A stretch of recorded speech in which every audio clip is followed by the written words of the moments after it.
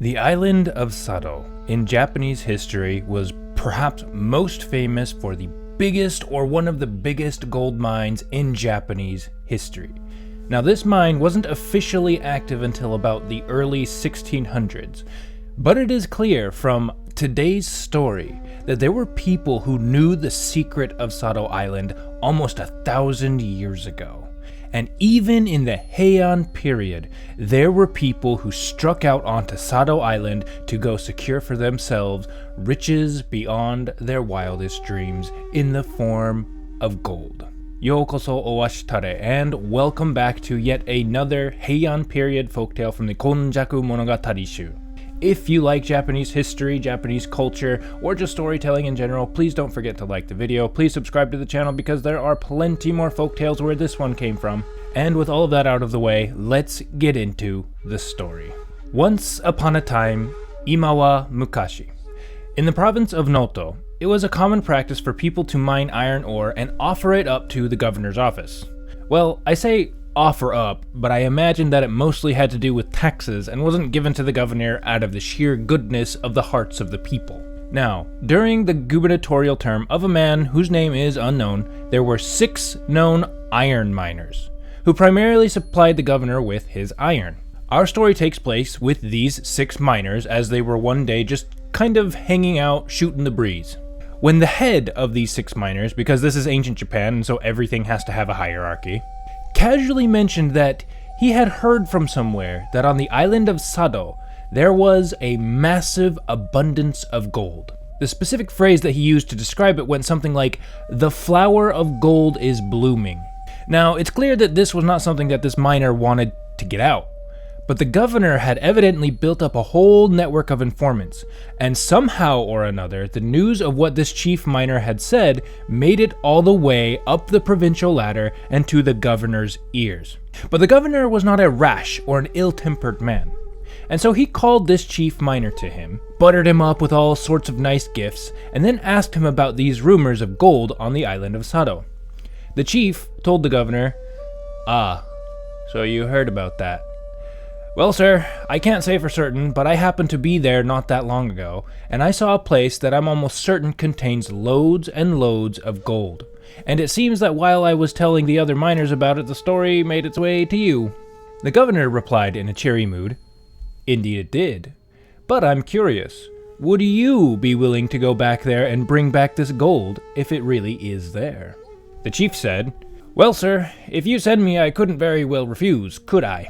At that, the governor's eyes sparkled with desire, and he answered, "Well then, what sorts of things will I be needing to send with you to get this gold?"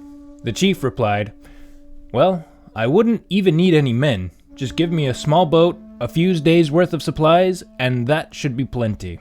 Now, I can't say for sure, but using my knowledge of regular Japanese and my less substantial knowledge of classical Japanese, I'm pretty sure that both of these men were dancing around the mutually understood idea that they both wanted a piece of this Sado Island gold pie, but they needed to keep things hush-hush, so they wouldn't have to share it with anybody else. And so the governor then set about gathering everything that this man asked for, but kept it on the down low and made sure that no one else knew about it.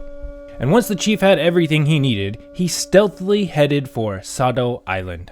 An entire month and 20 full days passed, with the governor hearing nary a word from this minor chief. So much time had passed, and they had taken care of everything so inconspicuously that the governor actually forgot about the whole thing.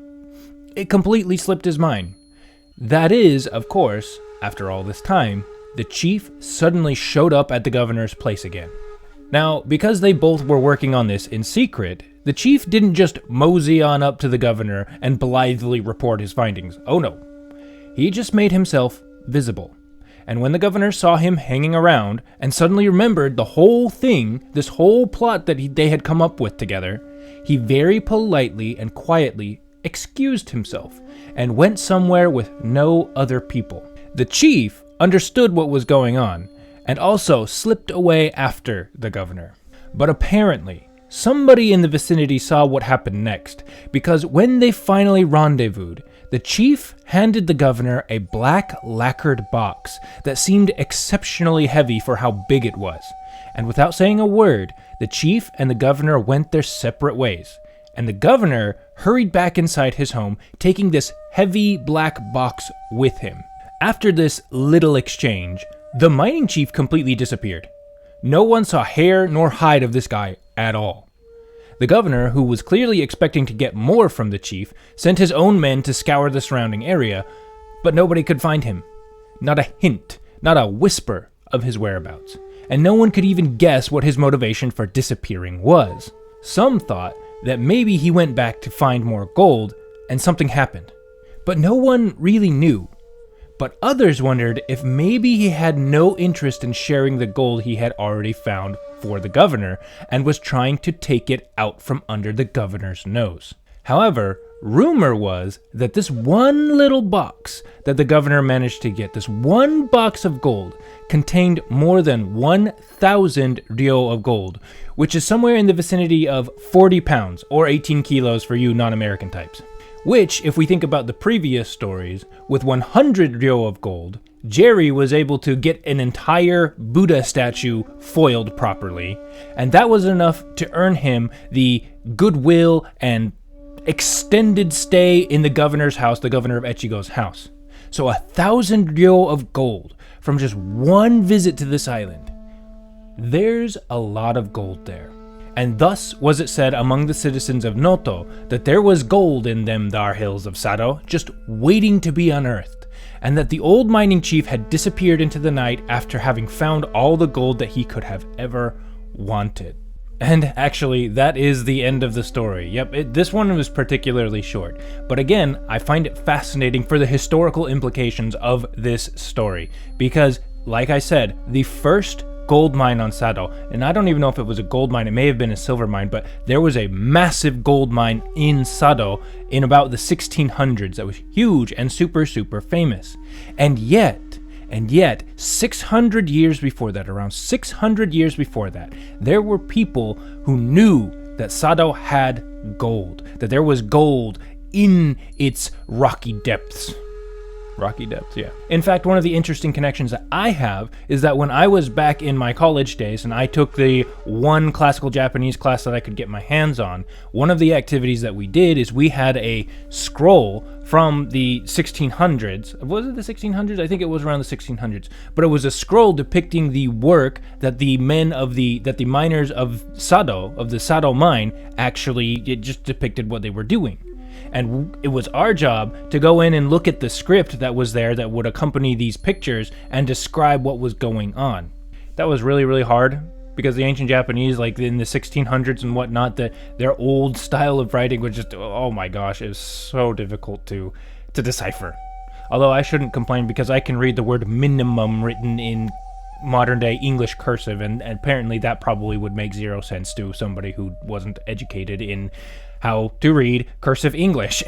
Basically, that is to say, is that people knew that there was gold on the island of Sado for a millennium.